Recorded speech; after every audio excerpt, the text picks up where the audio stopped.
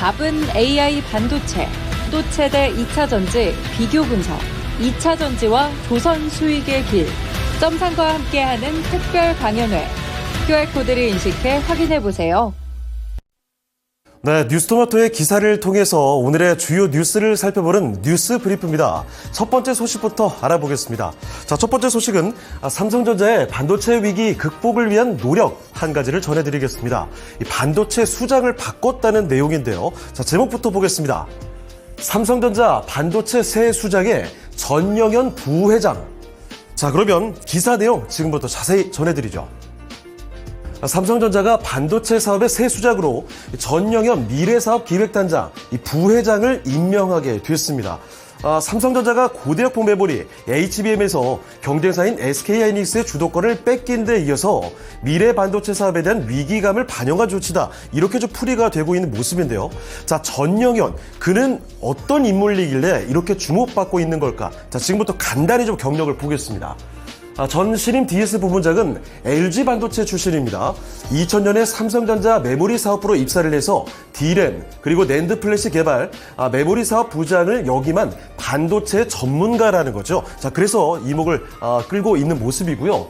자, 삼성전자 마침 HBM에서 한 발 뒤쳐져 있는 모습이죠. 이제는 5세대 HBM3E의 12단 양산의 속도를 내고 있는 모습입니다. 자, 이런 상황에 이번 인사로 DS 부분이 사장 조직에서 부회장 조직으로 격상이 돼서 힘이 실릴 것으로 관측이 되고 있는 모습이죠. 자, 그런데 한편으로 지난 2021년 12월부터 DS 부분장의 자리를 지켜왔던 경계현 사장은 전 부회장이 맡던 미래사업 기획단장으로 자리를 이동한 모습입니다. 자, 삼성전자의 오늘 주가 흐름 좀 내려가는 모습인데 앞으로 또 어떻게 반전을 꾀하게 될지도 주목해볼 필요가 있겠습니다. 자, 두 번째 소식으로 넘어가 보시죠. 자, 두 번째 소식은 아직까지 갈등 국면에서 헤매고 있는 엔터의 대장주 하이브와 관련된 소식입니다. 자, 그러면 바로 제목부터 먼저 보겠습니다. 자, 하이브 한 달 새 시총 1조 증발, 지속 가능성 의문입니다. 자, 그러면 기사 내용으로 한번 들어가 보시죠. 자, 어도와의 분쟁이 한 달여 이어지면서 주가는 13%대로 밀렸습니다. 시가총액이 8조 8,510억 원에서 7조 8,405억 원으로 한 달 사이에 무려 1조 204억 원가량이 증발하게 된 현재 하이브의 모습이죠. 앞서 하이브의 멀티레이블 시스템 성공적이라는 평가를 받아왔습니다. 뉴진스의 뒤를 이어서 투어스 보이그룹이죠. 이쪽이 K-팝 그룹 데뷔 앨범 초동 8위를 기록하기도 했고요. 그리고 아일릿이 역대 걸그룹 데뷔 초동 1위라는 호실적을 냈기 때문이죠. 자, 그런데 지난달 13일, 20일 이 음악 페스티벌인 코첼라의 무대에서 보여줬던 르세라핌의 라이브 실력, 공장형 아이돌 시스템의 한계라는 비판을 받기도 했고요. 자, 그뿐만이 아닙니다. 앞서 언급해드렸던 계속되는 어도어와의 갈등도 문제가 되고 있습니다. 자, 벌써 하이브와 어도어의 폭로전은 한 달 가까이 지속이 되고 있는 중인데요. 자, 민희진 대표는 하이브를 상대로 의결권 행사 금지 가처분 신청을 냈고요. 현재 법적 공방이 진행 중입니다.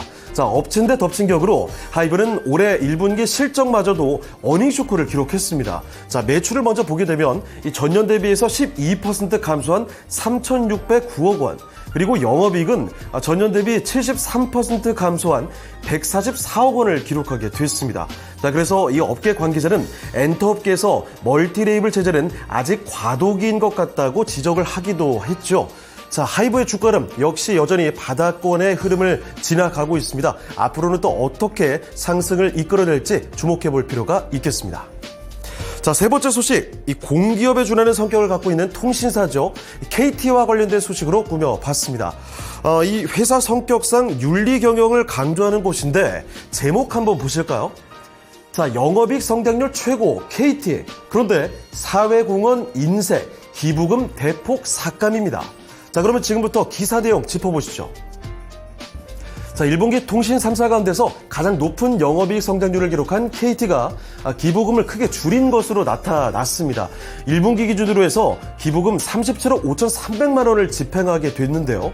지난해 분기 평균 61억 원을 집행된 것에 대비해서는 무려 40%가량 줄어들었습니다. 1분기 우수한 실적을 냈음에도 사회적 투자에는 소홀했다는 지적이 잇따르고 있습니다.